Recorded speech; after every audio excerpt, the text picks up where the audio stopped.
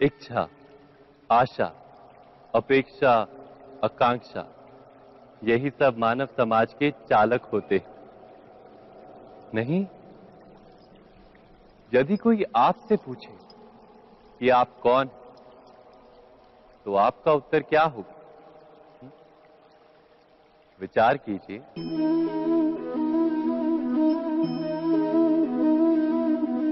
आप तुरंत ही ये जान पाएंगे कि आपकी इच्छाएं ही आपके जीवन की व्याख्या है। कुछ पाने से मिली सफलता, कुछ ना पाने से मिली निष्फलता ही आपका परिचय। अधिकतर लोग ऐसे जीते हैं कि स्वयं भीतर से मरते रहते हैं, किंतु अपनी इच्छाओं को नहीं मार पाते। इच्छाएं उन्हें दौड़ाती हैं जिस प्रकार मृग तृष्णा मृग को दौड़ाती। परंतु इन्हीं इच्छाओं के गर्भ में ही ज्ञान का प्रकाश भी। कैसे? जब इच्छाएं अपूर्ण रहती और टूटती, तब वहीं से ज्ञान की किरण प्रवेश करती है मनुष्य के हृदय। ना, ये कथा नहीं है केवल इच्छाओं के संघर्ष की, नहीं है केवल महत्वाकांक्षाओं से जन्म लेने वाले भयावह रक्तपात। ये कथा है इच्छाओं के गर्भ से उदित होते हुए ज्ञान की। मैं वासुदेव कृष्ण आप सभी को निमंत्रण देता हूं इस यात्रा पे चलने का, जो जीवन का मर्म सिखाएगी, मनुष्य का धर्म सिखाएगी, कीचड़ से उठकर कमल बनने का कर्म सिखाएगी। और इस यात्रा का नाम है महाभारत।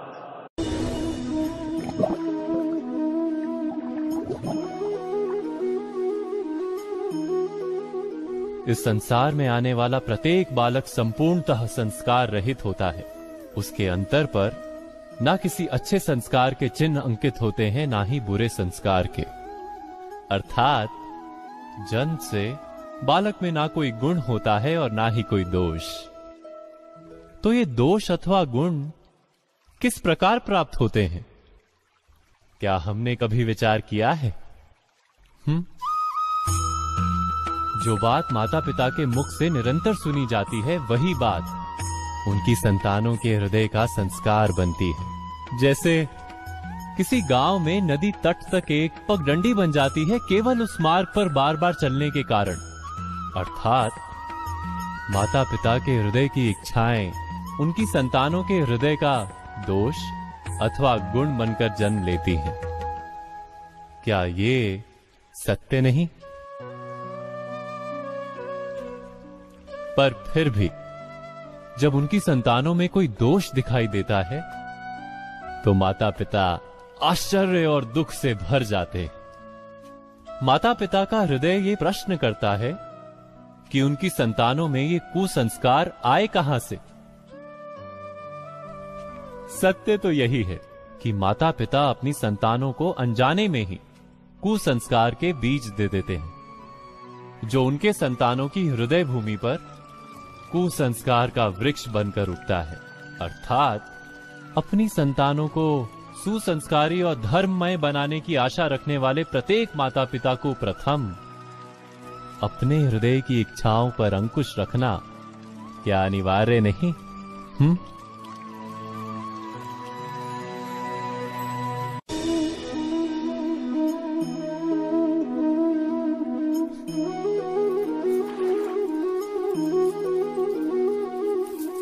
पिता सदा ही अपने संतान के सुख की कामना करते हैं, उनके भविष्य की चिंता करते रहते हैं।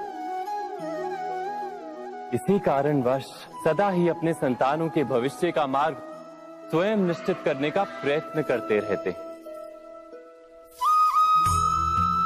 जिस मार्ग पर पिता स्वयं चला है, जिस मार्ग के कंकर पत्थर को स्वयं देखा है, मार्ग की छाया, मार्ग की धूप को स्वयं जाना है, उसी मार्ग पर उसका पुत्र भी चले, यही इच्छा रहती है हर पिता की। निस्संदेह उत्तम भावना है ये।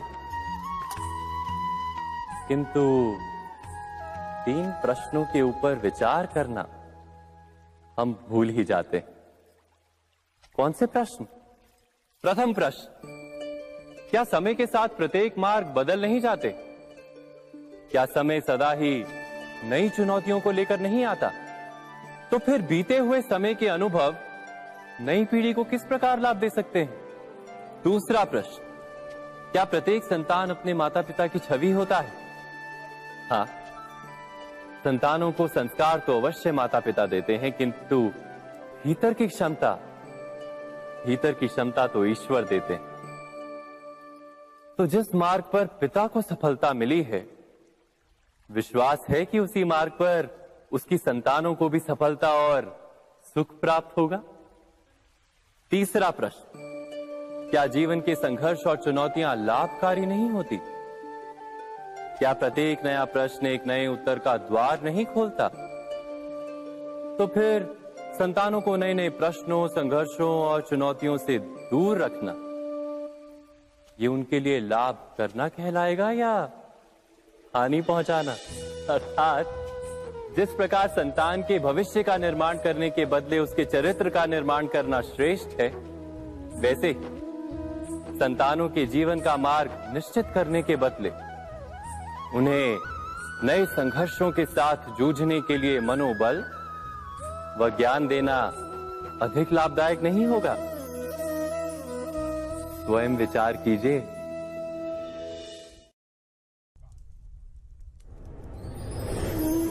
पूर्वजों की इच्छा, आशा, महत्वाकांक्षा, क्रोध, बैर, प्रतिशोध, यही सब आने वाली पीढ़ी की धरोहर बनते हैं। माता पिता अपनी संतानों को देना तो चाहते हैं समस्त विश्व का सुख, पर देते हैं अपनी पीड़ाओं की संपत्ति।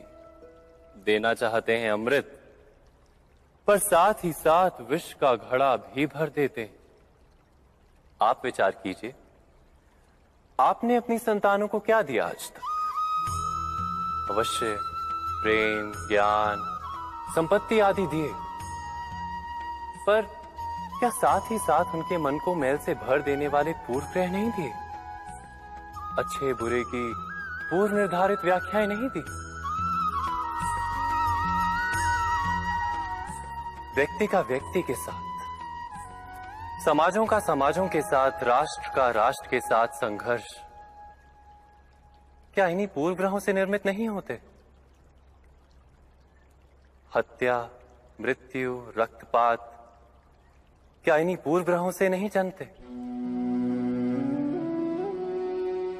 अर्थात माता पिता अपनी संतानों को जन्म के साथ मृत्यु का दान भी देते हैं।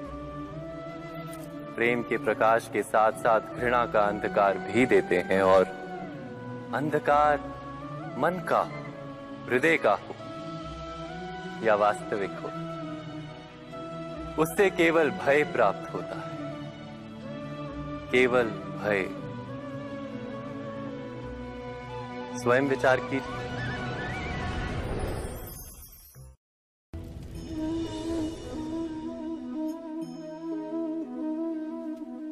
मनुष्य का स्वभाव है कि वो स्वयं को, अपने परिवार को, अपनी संतानों को अधिकतम सुख प्राप्त हो ऐसी इच्छा रखता है।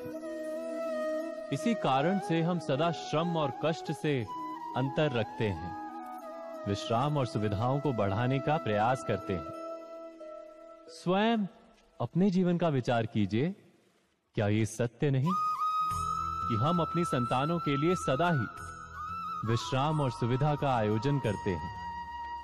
पर क्या कभी सोचा है केवल विश्राम से क्या लाभ प्राप्त होता है? केवल सुख और सुविधा जिन्हें प्राप्त हो, उनका जीवन कैसा होता है? शरीर जब श्रम करता है तो अधिक स्वस्थ बनता है, बुद्धि भी जब कठिन चुनौतियों का सामना करती है तो अधिक तेजस्वी बनती है। ये हम सबका अनुभव है, पर हम शायद ये भूल जाते हैं कि मन और आत्मा को जब कठिनाइयां प्राप्त होती हैं, तब वे भी अधिक बलवान होती हैं। अर्थात जब भी हम अपनी संतानों को श्रम और दुख से दूर रखने का प्रयास करते हैं, क्या वास्तव में उनके सुख का मार्ग बंद नहीं कर देते। स्वयं विचार कीजिए।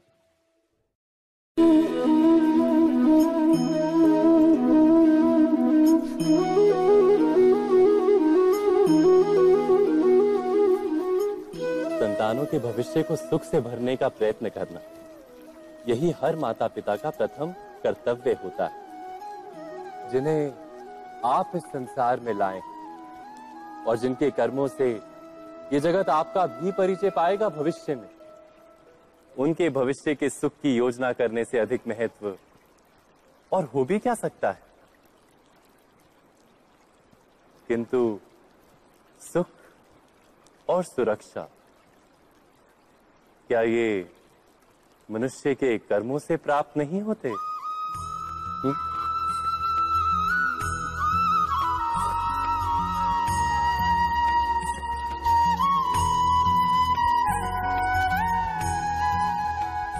माता पिता के दिए हुए अच्छे या बुरे संस्कार, उनकी दी हुई योग्य अथवा अयोग्य शिक्षा, क्या आज के सारे कर्मों का मूल नहीं? संस्कार और शिक्षा से बनता है मनुष्य का चरित्र, अर्थात माता पिता अपनी संतानों का जैसा चरित्र बनाते हैं, वैसा ही बनता है उनका भविष्य। किंतु फिर भी अधिकतर माता पिता अपनी संतानों का भविष्य सुरक्षित करने की चिंता में उनका चरित्र निर्माण का कार्य भूल ही जाते हैं। वस्तुतः जो माता पिता अपनी संतानों के भविष्य की चिंता करते हैं, उनकी संतानों को कोई लाभ नहीं होता। किंतु जो माता पिता अपने संतानों के भविष्य की नहीं, उनके चरित्र का निर्माण करते हैं, उन संतानों की प्रशस्ति समस्त संसार करता है। स्वयं विचार कीजिए।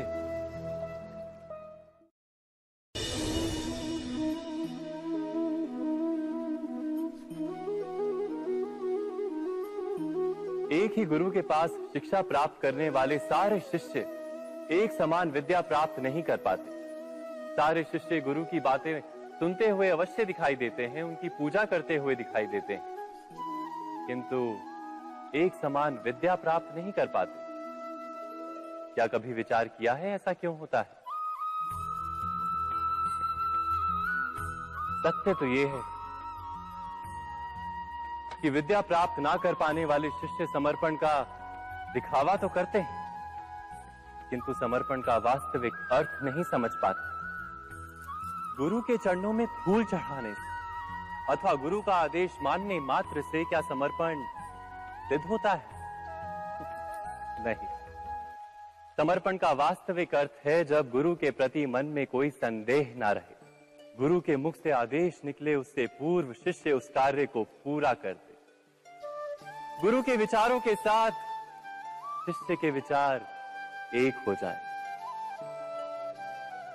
शिष्य जब तक अपने गुरु में ब्रह्मा विष्णु महेश इनके रूप ना देख ले, तब तक उसका समर्पण सत्य नहीं। वास्तव में समर्पण किसी कार्य का नाम नहीं, समर्पण तो हृदय की भावना और मन की स्थिति का नाम है।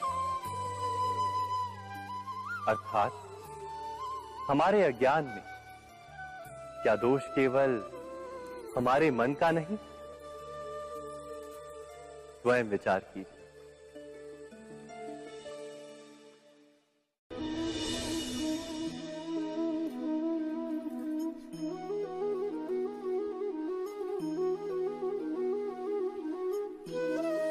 ज्ञान प्राप्ति सदा ही समर्पण से होती है, यह हम सब जानते हैं। किंतु समर्पण का वास्तविक महत्व क्या है? क्या हमने कभी विचार किया? मनुष्य का मन सदा ही ज्ञान प्राप्ति में विभिन्न बाधाओं को उत्पन्न करता है। कभी किसी अन्य विद्यार्थी से ईर्ष्या हो जाती है, कभी पढ़ाए हुए पाठों पर संदेह जन्मता है और कभी गुरु द्वारा दिया गया दंड मन को अहंकार से भर देता है। नहीं, क्या ऐसा नहीं होता? न जाने कैसे कैसे विचार मन को भटकाते हैं और मन की इसी अयोग्य स्थिति के कारण हम ज्ञान प्राप्त नहीं कर पाते। मन की योग्य स्थिति केवल समर्पण से निर्मित होती है। समर्पण मनुष्य के अहंकार का नाश करता है, ईर्ष्या, महत्वाकांक्षा आदि भावनाओं को दूर कर हृदय को शांत करता है और मन को एकाग्र करता है। वास्तव में ईश्वर की सृष्टि में ना ज्ञान की मर्यादा है ना ज्ञानियों की। गुरु दत्तात्रेय ने तो गाय और श्वान से भी ज्ञान प्राप्त कर लिया था। अर्थात विषय ब्रह्म ज्ञान का हो या जीवन के ज्ञान का या गुरुकुल में प्राप्त होने वाले ज्ञान का, उसकी प्राप्ति के लिए गुरु से अधिक महत्व है उस गुरु के प्रति हमारा समर्पण। क्या ये सत्य नहीं? स्वयं विचार कीजिए।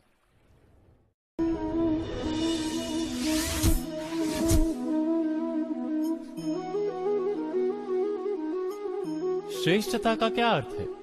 श्रेष्ठता का अर्थ है दूसरों से अधिक ज्ञान प्राप्त करना।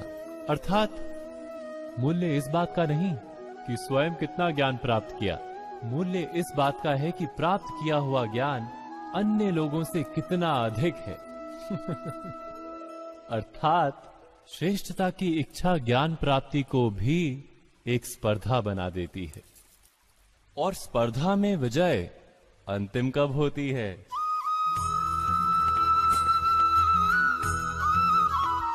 कुछ समय के लिए तो श्रेष्ठ बना जा सकता है, किंतु सदा के लिए कोई श्रेष्ठ नहीं रह पाता। फिर वही असंतोष, पीड़ा और संघर्ष जन्म लेता है। किंतु श्रेष्ठ बनने के बदले यदि उत्तम बनने का प्रयत्न करें तो क्या होगा? उत्तम का अर्थ है कि जितना प्राप्त करने योग्य है वो सब प्राप्त करना, किसी से अधिक पाने की इच्छा से नहीं, मात्र आत्मा की तृप्ति हेतु कुछ प्राप्त करना। उत्तम के मार्ग पर किसी अन्य से स्पर्धा नहीं होती, स्वयं अपने आप से स्पर्धा होती है। अर्थात उत्तम बनने का प्रयत्न करने वाले को देर अबेर सारा ज्ञान प्राप्त हो जाता है, बिना प्रयत्न के ही वो श्रेष्ठ बन जाता है। किंतु जो श्रेष्ठ बनने का प्रयत्न करता है वो श्रेष्ठ बने या ना बने, उत्तम कभी नहीं बन पाता।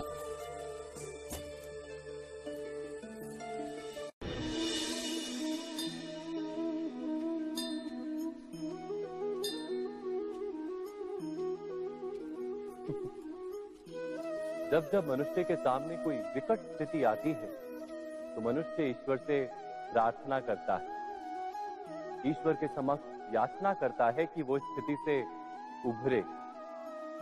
किंतु इस प्रार्थना का वास्तविक रूप क्या है? क्या ये हमने कभी विचार किया है?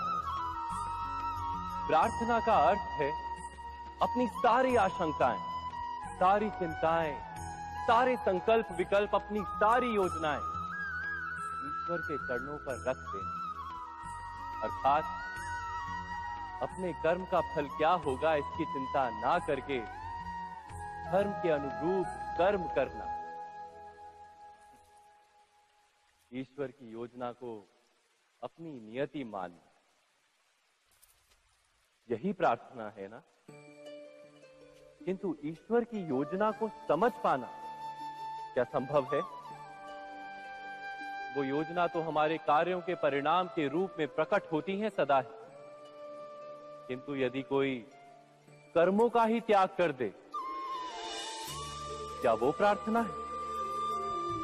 वास्तव में कर्म ही जीवन और फल के प्रति मोह ना रखना ही सच्ची प्रार्थना। जो प्रार्थना कर्म में बाधा बन जाए, मनुष्य को कार्य ही ना करने दे, वो प्रार्थना है या पराजय? स्वयं विचार कीजिए।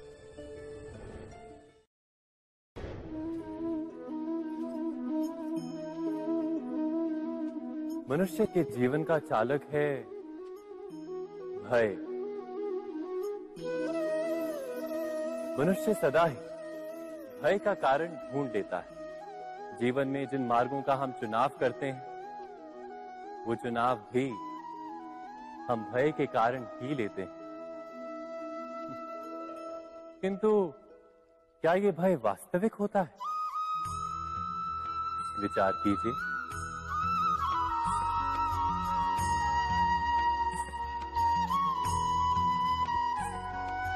भय का अर्थ है आने वाले समय में विपत्ति की कल्पना। किंतु समय का स्वामी कौन? ना तो हम समय के स्वामी हैं, ना हमारे शत्रु या प्रतिस्पर्धी। समय तो ईश्वर के अधीन चलता है। तो क्या यदि कोई आपको हानि पहुंचाने के लिए केवल योजना बनाता है, वो वास्तव में आपको हानि पहुंचा सकता है? नहीं। किंतु भय से भरा हुआ हृदय हमें अधिक हानि पहुंचाता है। क्या ये सत्य नहीं?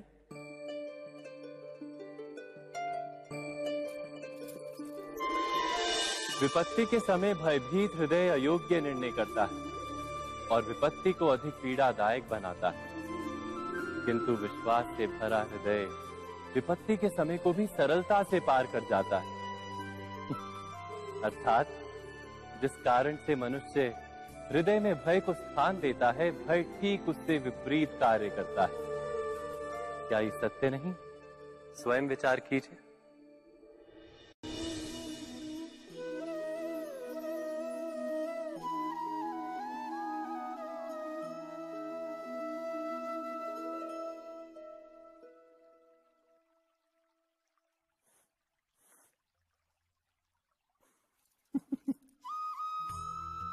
जीवन में आने वाले संघर्षों के लिए जब मनुष्य स्वयं को योग्य नहीं मानता, जब उसे अपने ही बल पर विश्वास नहीं रहता, तब वो सद्गुणों को त्याग कर दुर्गुणों को अपनाता है।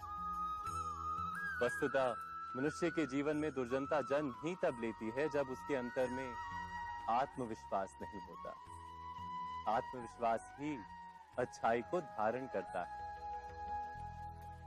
ये आत्मविश्वास है क्या?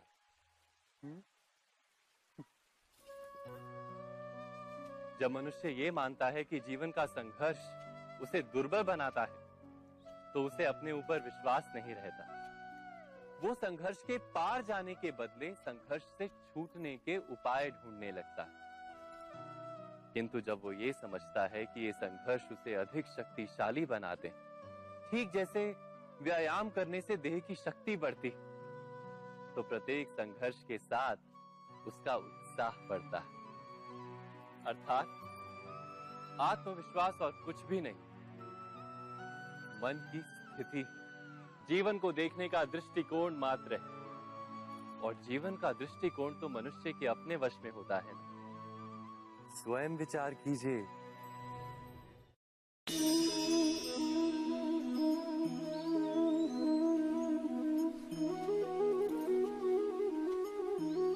जब अपने किसी अच्छे कार्य के उत्तर में दुख प्राप्त होता है अथवा किसी को उसके दुष्ट कार्य में सुख मिलता है, तो मन अवश्य ये विचार करता है कि अच्छा कार्य करने का, धर्म के मार्ग पर चलने का तात्पर्य क्या है।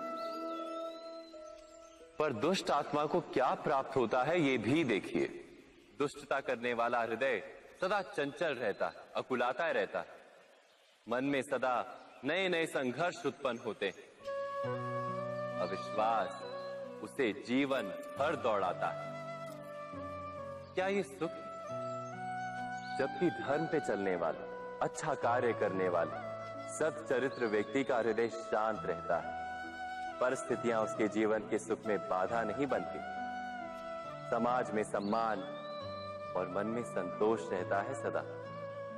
अर्थात अच्छा बर्ताव भविष्य में किसी सुख का मार्ग नहीं।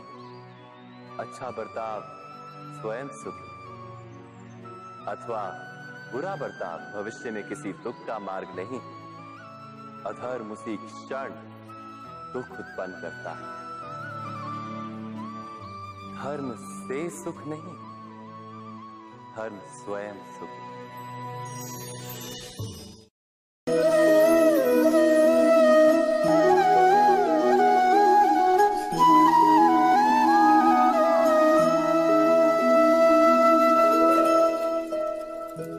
जब जब किसी व्यक्ति को किसी घटना में अन्याय का अनुभव होता है तो वो घटना उसके अंतर को झकझोर देती है।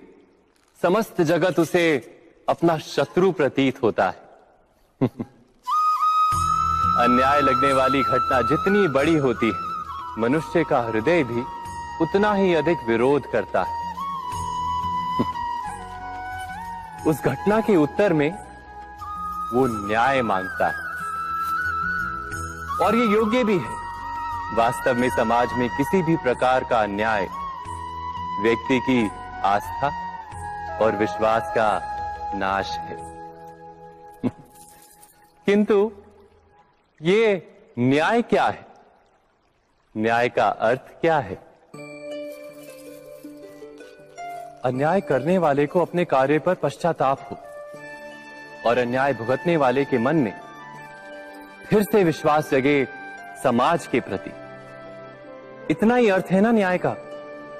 किंतु जिसके हृदय में धर्म नहीं होता, वो न्याय को छोड़कर बैर और प्रतिशोध को अपनाता है। हिंसा के बदले प्रतिहिंसा की भावना लेकर चलता है। स्वयं भोगी हुई पीड़ा से कहीं अधिक पीड़ा देने का प्रयत्न करता है, और इस मार्ग पर चलते अन्याय को भुगतने वाला स्वयं अन्याय करने लगता है। शीघ्र ही वो अपराधी बन जाता है। अर्थात न्याय और प्रतिशोध के बीच बहुत कम अंतर होता है, और इसी अंतर का नाम है धर्म। क्या ये सत्य नहीं? स्वयं विचार कीजिए। व्यक्ति को जब उसके अपराध का दंड मिलता है, तब कभी कभी उस न्याय को देखकर मन कचोटता है। प्रश्न उठता है हृदय में कि जब वो अपराध हुआ था तब व्यक्ति भिन्न था। उसके पश्चात उसने इतने पश्चाताप किए, स्वयं में इतना परिवर्तन किया, फिर उसे दंड क्यों मिले? पर जहां आघात होता है वहां प्रत्याघात भी होता है। जैसा कर्म वैसा फल। यदि किसी को प्रेम दोगे तो सुख प्राप्त होगा, यदि किसी की हत्या करोगे तो मृत्यु दंड मिलेगा। जैसा कार्य वैसा ही न्याय। तो फिर प्रायश्चित और पश्चाताप का कोई मूल्य नहीं है? अवश्य है मूल्य। प्रायश्चित और पश्चाताप मनुष्य की आत्मा को बलवान करता है। आने वाले दंड को स्वीकार करने के लिए मनुष्य को तैयार करता है। अर्थात बिना प्रायश्चित के दंड स्वीकार करने का कोई मूल्य है? स्वयं विचार कीजिए। मनुष्य के हृदय में भय का साम्राज्य रहता है सदा। कभी संपत्ति के नाश का भय, कभी अपमान का भय, कभी अपनों से छूट जाने का भय। इसीलिए भय का होना सबको स्वाभाविक ही लगता है। क्या कभी विचार किया है, जो स्थिति अथवा वस्तु भय को जन्म देती है, क्या वहीं से वास्तव में दुख आता है? नहीं, ऐसा तो कोई नियम नहीं। और सबका अनुभव तो ये बताता है कि भय धारण करने से भविष्य के दुख का निवारण नहीं होता। भय केवल आने वाले दुख की कल्पना मात्र ही है। वास्तविकता से इसका कोई संबंध नहीं है। तो क्या ये जानते हुए भी कि भय कुछ और नहीं, केवल कल्पना मात्र ही है, इससे मुक्त होकर निर्भय बन पाना क्या बहुत कठिन है? अवश्य विचार कीजिएगा।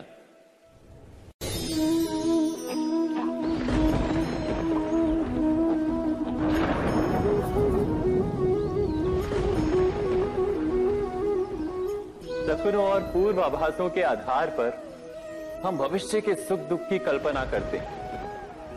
भविष्य के दुख का कारण दूर करने के लिए हम आज योजना बनाते हैं। किंतु कल के संकट को आज निर्मूल करने से हमें लाभ मिलता है या हानि पहुंचती है, ये प्रश्न हम कभी नहीं करते। सत्य तो ये है कि संकट और उसका निवारण साथ जन से, व्यक्ति के लिए भी और सृष्टि के लिए भी। नहीं, आप अपने भूतकाल का स्मरण कीजिए, इतिहास को देखिए, आप तुरंत ही ये जान पाएंगे कि जब जब संकट आता है तब तब उसका निवारण करने वाली शक्ति भी जन्म लेती है। यही तो जगत का चलन है। वस्तुतः संकट ही शक्ति के जन्म का कारण है। प्रत्येक व्यक्ति जब संकट से निकलता है तो एक पद आगे बढ़ा होता है, अधिक चमकता है, आत्मविश्वास से अधिक भरा होता है, न केवल अपने लिए अपितु विश्व के लिए भी। क्या ये सत्य नहीं? वास्तव में संकट का जन्म है एक अवसर का जन्म, अपने आप को बदलने का अवसर, अपने विचारों को ऊंचाई पर करने का अवसर, अपनी आत्मा को बलवान और ज्ञान मंडित बनाने का अवसर। जो ये कर पाता है उसे कोई संकट नहीं होता, किंतु जो ये नहीं कर पाता वो तो स्वयं एक संकट है विश्व के लिए। विचार कीजिए।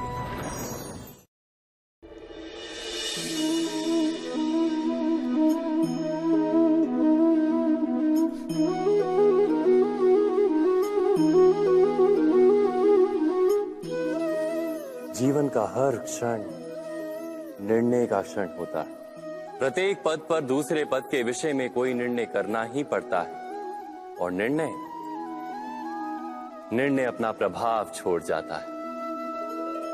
आज किए गए निर्णय भविष्य में सुख अथवा दुख निर्मित करते हैं, ना केवल अपने लिए, अपने परिवार के लिए भी, आने वाली पीढ़ियों के लिए भी। जब कोई दुविधा सामने आती है तो मन व्याकुल हो जाता है, अनिश्चय से भर जाता है। निर्णय का वो क्षण युद्ध बन जाता है और मन बन जाता है युद्ध भूमि। अधिकतर निर्णय हम दुविधा का उपाय करने के लिए नहीं, केवल मन को शांत करने के लिए लेते हैं। पर क्या कोई दौड़ते हुए भोजन कर सकता है? नहीं।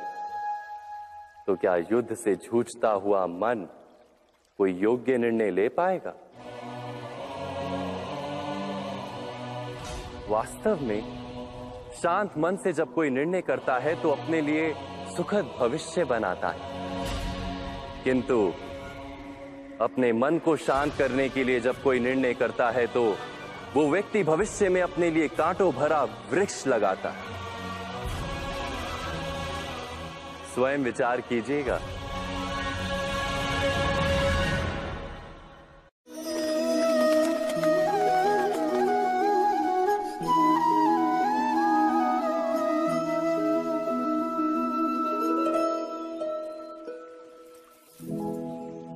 निर्णय के क्षण में हम सदा ही किसी अन्य के सुझाव, सूचना, मंत्रणा या परामर्श को आधार बनाते हैं, और हमारे भविष्य का आधार हमारे आज लिए गए निर्णय के ऊपर होता है।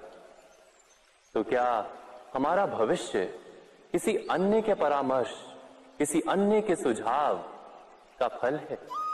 क्या हमारा संपूर्ण जीवन किसी अन्य की बुद्धि का परिणाम?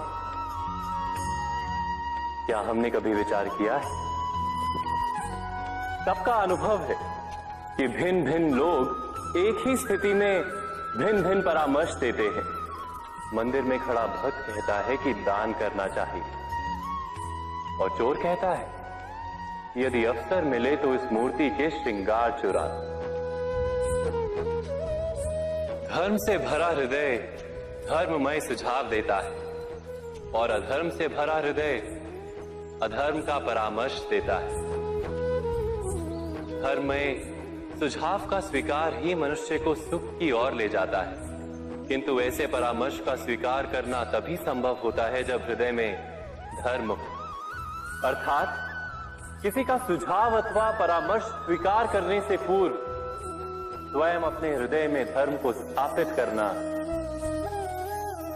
क्या आवश्यक नहीं? स्वयं विचार कीजिए।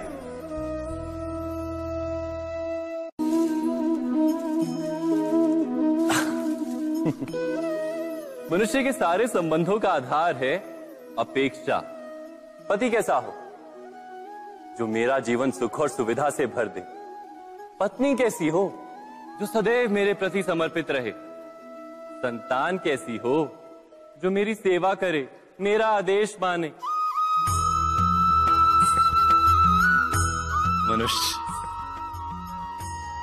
मनुष्य उसी को प्रेम भी कर पाता है जो उसकी अपेक्षा पूर्ण करता है। और अपेक्षा की तो नियति है भंग होना।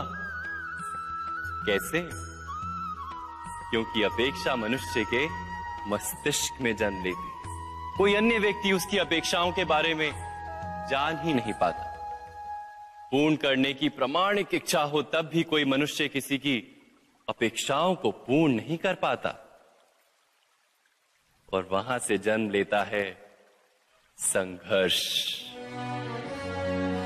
सारे संबंध संघर्ष में परिवर्तित हो जाते। पर मनुष्य अपेक्षा को संबंध का आधार ना बनाए और स्वीकार करे केवल संबंध का आधार, तो क्या ये जीवन स्वयमेव सुख और शांति से नहीं भर जाएगा? स्वयं विचार कीजिएगा।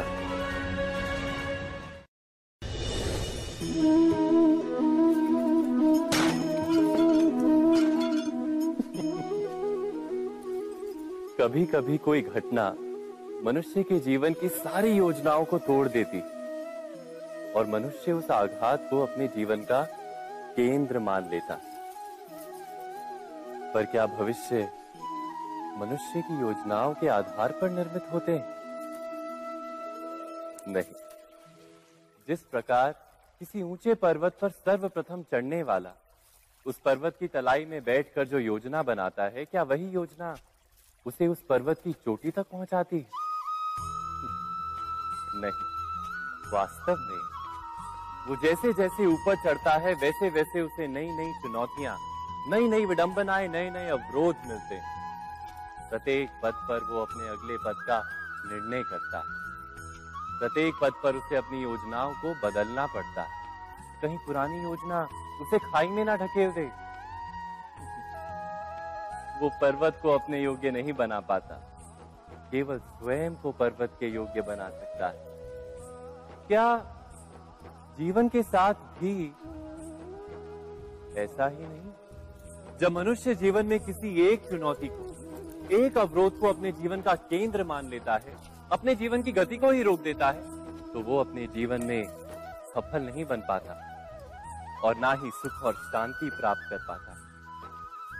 अर्थात जीवन को अपने योग्य बनाने के बदले स्वयं अपने को जीवन के योग्य बनाना ही सफलता और सुख का एकमात्र मार्ग नहीं?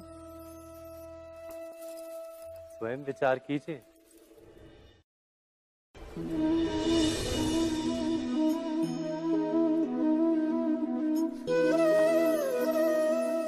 सत्ता की लालसा सबके हृदय को घेरे रहती है। प्रत्येक व्यक्ति अपना एक राष्ट्र निर्मित करने का प्रयत्न अवश्य करता है। फिर वो राष्ट्र कुरु राष्ट्र की भांति बहुत बड़ा हो या फिर अपने परिवार तक सीमित हो, वो सत्ता प्राप्त करने का प्रयास अवश्य करता है। किंतु सत्ता का वास्तविक रूप क्या है? क्या हमने कभी विचार किया है? एक मनुष्य जितने अधिक लोगों के जीवन को प्रभावित कर सके, जितने अधिक लोगों के जीवन की स्वतंत्रता पर अंकुश रख सके, उतनी ही अधिक सत्ता का अनुभव करता है वो। सत्ता का वास्तविक रूप ही है अन्य के जीवन पर स्वयं का प्रभाव। किंतु क्या वास्तविक प्रभाव प्रेम, दया, करुणा और धर्म से निर्मित नहीं होता? जब भी मनुष्य कठोरता और अधर्म से सत्ता प्राप्त करने का प्रयत्न करता है, तब वो दूसरों के हृदय में विरोध अथवा विद्रोह को जन्म देता है। और परिणाम कुछ इस प्रकार। हाँ, कुछ समय के लिए वो स्वयं को प्रभावी और शक्तिशाली अवश्य पाता है, किंतु वो वास्तविक सत्ता नहीं। यही कारण है कि भृगु और वशिष्ठ जैसे ऋषियों की आज भी पूजा की जाती है, रावण और हिरण्यकश्यप की नहीं। इस पर तो आप विचार अवश्य करें। सत्य कहा ना।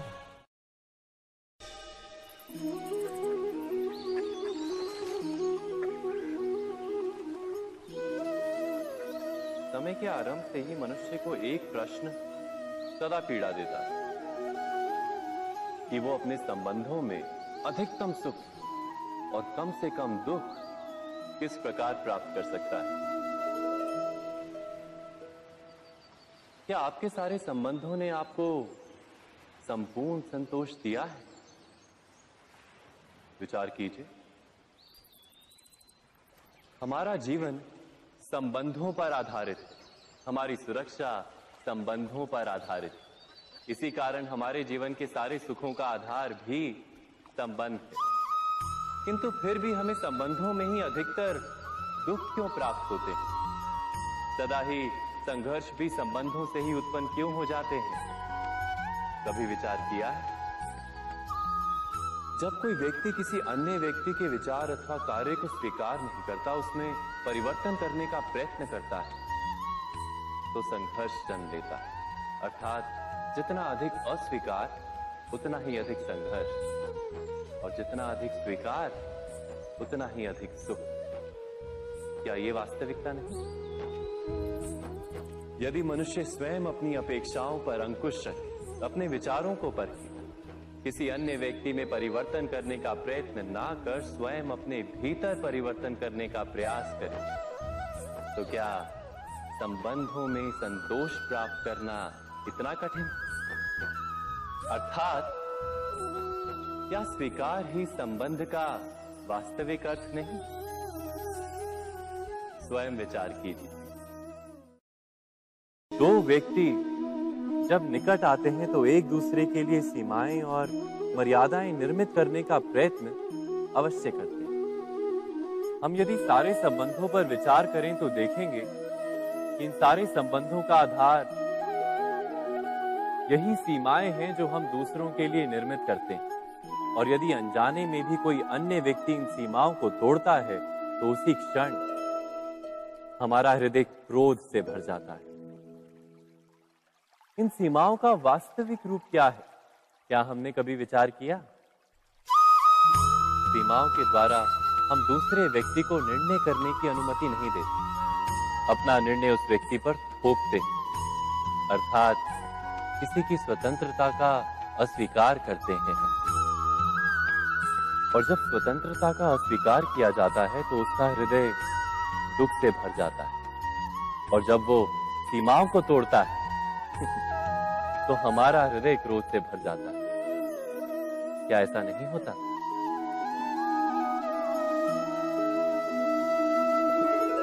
पर यदि एक दूसरे की स्वतंत्रता का सम्मान किया जाए तो किसी मर्यादाओं या सीमाओं की आवश्यकता ही नहीं होती।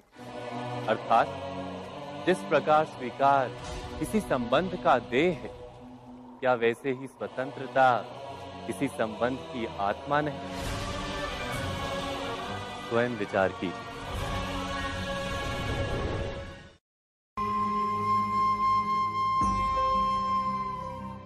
प्रत्येक मनुष्य के जीवन में ऐसा क्षण अवश्य आता है जब सारे स्वप्न, सारी आशाएं, सारे दृश्य ध्वस्त हो जाते हैं। जीवन के सारे आयोजन ही बिखर जाते हैं। एक और धर्म होता है और दूसरी ओर सुख। इसी को धर्म संकट कहते हैं। जब धर्म का वहन ही संकट हो और धर्म का त्याग ही सुख हो। विचार कीजिए, कभी किसी स्वजन के विरुद्ध सत्य बोलने का अवसर प्राप्त हो जाता है, कभी ठीक दरिद्रता के समय सरलता से चोरी करने का मार्ग प्राप्त हो जाता है, कभी किसी शक्तिशाली राजनेता या राजा के कर्मचारी का अधर्म प्रकट हो जाता है। सबके जीवन में ऐसी घटना बनती ही रहती है। अधिकतर लोग ऐसे किसी क्षण को धर्म संकट के रूप में जान ही नहीं पाते। हमें किसी प्रकार के संघर्ष का अनुभव ही नहीं होता। सहजता से सुख की ओर खींचे चले जाते हैं, जैसे मक्खी गुड़ की ओर खींची चली जाती। वास्तव में धर्म संकट का क्षण ईश्वर के निकट जाने का क्षण होता है। यदि हम संघर्षों से भयभीत ना हो, सुख की ओर आकर्षित ना हो, अपने धर्म पर दृढ़ रहे, तो ईश्वर का साक्षात्कार दूर नहीं।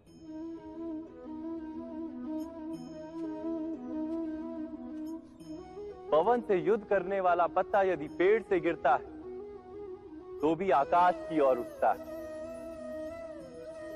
पवन से झुकने वाली घास वहीं भूमि पर रह जाती है। अर्थात धर्म संकट से यदि हम संकट को ही टाल दें तो सुख तो मिलता है, जीवन बढ़ता है, किंतु क्या चरित्र नहीं टूटता? क्या आत्मा दरिद्र नहीं हो जाती? क्या ईश्वर से अंतर नहीं हो जाता? स्वयं विचार कीजिए। जब भी किसी की आशा और इच्छा भंग होती है तो उसका हृदय क्रोध से भर जाता है। जिस व्यक्ति को वो अपना अपराधी समझता है उसे दंड देने का प्रयत्न करता है। पर क्या हमारी इच्छा या आशा का भंग होना क्या सदा ही किसी का अपराध होता है? इच्छाओं के अपूर्ण रहने के तो कई कारण हो सकते हैं। कुछ तो संजोग के कारण अधूरी रह जाती हैं और कुछ नियति के कारण।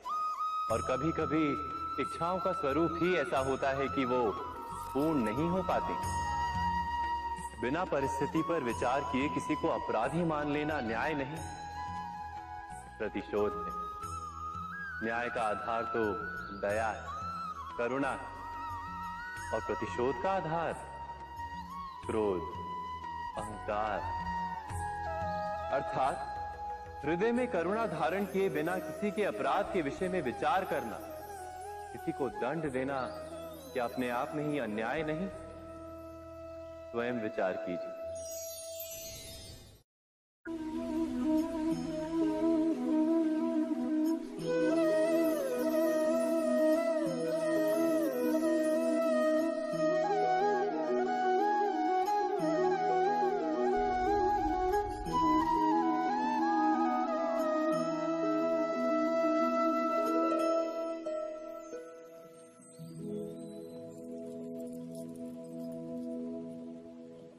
भविष्य के आधार पर सब आज का निर्णय लेना चाहते हैं।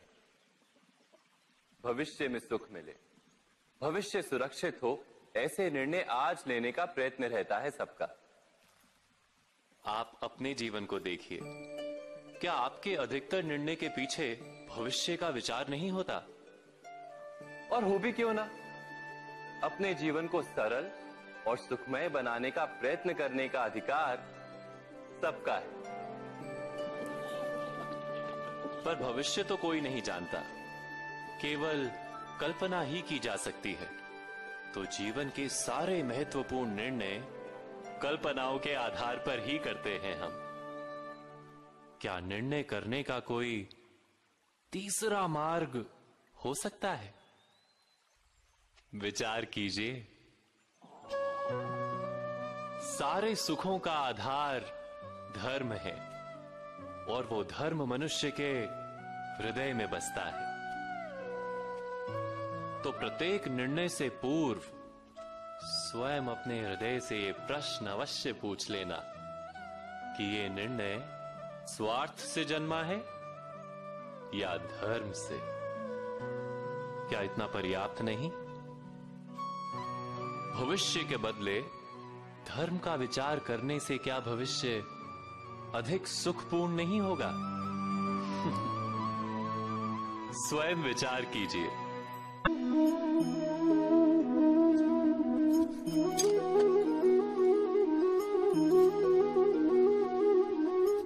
भविष्य का दूसरा नाम है संघर्ष। हृदय में आज इच्छा होती है और यदि पूर्ण नहीं हो पाती तो हृदय भविष्य की योजना बनाता है। भविष्य में इच्छा पूर्ण होगी ऐसी कल्पना करता रहता है, किंतु जीवन ना तो भविष्य में है ना अतीत में। जीवन तो इस क्षण का नाम है, अर्थात इस क्षण का अनुभव ही जीवन का अनुभव। पर हम ये जानते हुए भी इतना सा सत्य समझ नहीं पाते। या तो हम बीते हुए समय के स्मरणों को घेर कर बैठे रहते हैं, या फिर आने वाले समय के लिए हम योजनाएं बनाते रहते हैं, और जीवन जीवन बीत जाता है। एक सत्य यदि हम हृदय में उतार लें कि ना हम भविष्य देख सकते हैं, ना ही भविष्य निर्मित कर सकते हैं, हम तो केवल धैर्य और साहस के साथ भविष्य को आलिंगन दे सकते हैं, स्वागत कर सकते हैं भविष्य का। तो क्या जीवन का हर पल जीवन से नहीं भर जाएगा? स्वयं विचार कीजिए।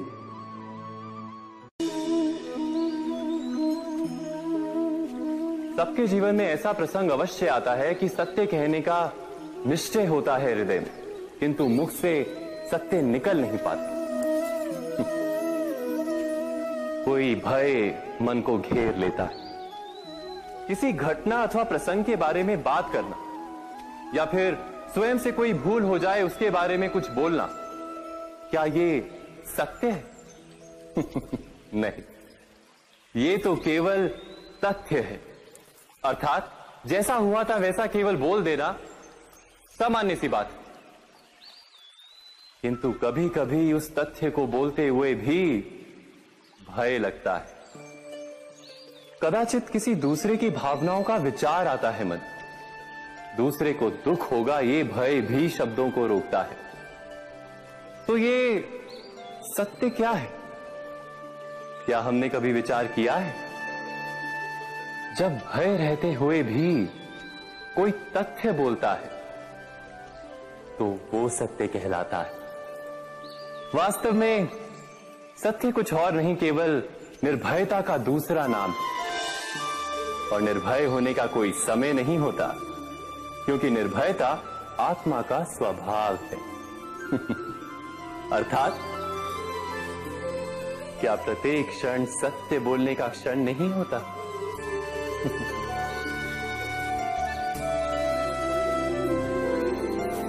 स्वयं विचार कीजिए।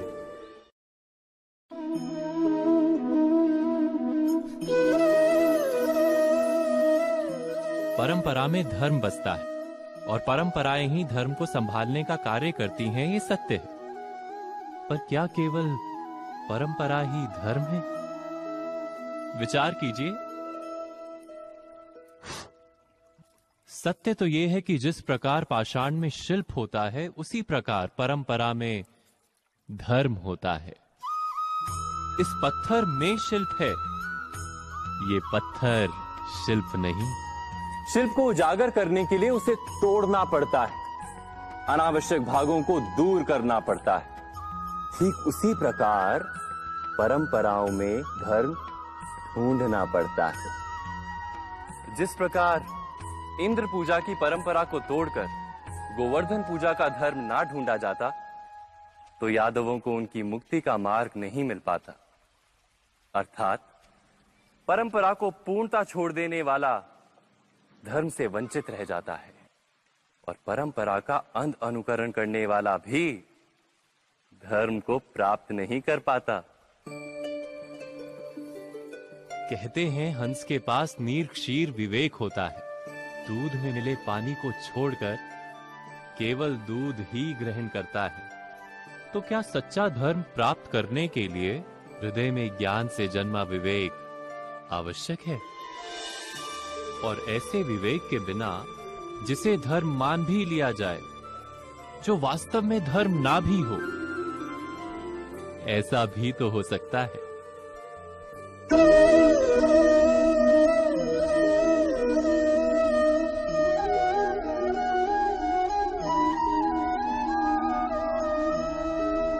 महाभारत का ये युद्ध, महाभारत की ये कथा अनेक सत्यों को प्रस्थापित करती है। महानतम सत्य ये कि अलगपन और भिन्नता ही अधर्म का मूल है और एकात्मता ही धर्म का आधार है। कैसे? स्वयं विचार कीजिए। मनुष्य का हृदय सुख की आशाओं से, सत्ता और संपत्ति की इच्छाओं से घिरा रहता है सदा। किंतु सामान्य रूप से मनुष्य अपने माता पिता, संतानों, भाई बहन या पत्नी के साथ उचित व्यवहार ही करता है, कोई अन्याय नहीं करता। वो सुख और संपत्ति को समान भागों में बांटकर भोगता है, क्योंकि वो ये जानता है कि उसके सुख का आधार है उसका परिवार, उसके सुख का कारण है उसका परिवार। मनुष्य ये भी जानता है कि उसका सुख समाज से आता है, किंतु वो समाज के साथ अन्याय कर लेता है, समाज का शोषण कर लेता है, क्योंकि वो समाज को अपने सुख का कारण नहीं मानता, वो समाज को अपने सुख का साधन मानता है।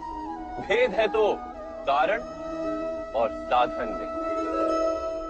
मनुष्य को जब ये बोध हो जाता है कि सारा संसार परमात्मा का ही रूप है, प्रत्येक जीव परमात्मा का ही अंश है, अर्थात कोई पराया नहीं, सब अपने, ये सारा संसार अपना ही है, अपना ही परिवार है, तो क्रोध का कोई कारण ही नहीं रह जाता। सारे संघर्ष, सारा वैर, सारा प्रतिशोध नष्ट हो जाता है। अंतर में परमात्मा और संसार में एकात्मता, यही धर्म का मूल सिद्धांत है। महाभारत की ये यात्रा क्रोध से बोध की यात्रा है, भिन्नता से एकात्मता की यात्रा है। भूमि पर वास करने वाली प्रजा जब तक इस महाभारत की कथा को अपने स्मरणों में जीवित रखेगी, तब तक ऐसा विध्वंस पुनः नहीं होगा। कोई भी शक्ति इसकी महत्ता का वस्त्र हरण नहीं कर पाएगी। इस यात्रा में मेरे साथ प्रवास करने वालों को मैं अभिनंदन देता हूं। उनके हृदय में धर्म का बीज स्थापित, कल्याण, संसार का कल्याण। ओम सहना भवतु। ईश्वर हमारा रक्षण करे। सहनो भुनक्तु। हम सब मिलकर सुख भोगे। सहवीर्यम करवावहे। एक दूसरे के लिए प्रयास करें। तेजस्विनावधितमस्तु। हम सबका जीवन तेज से भर जाए। मां विद्विषावहे। परस्पर कोई द्वेष या ईर्ष्या ना हो।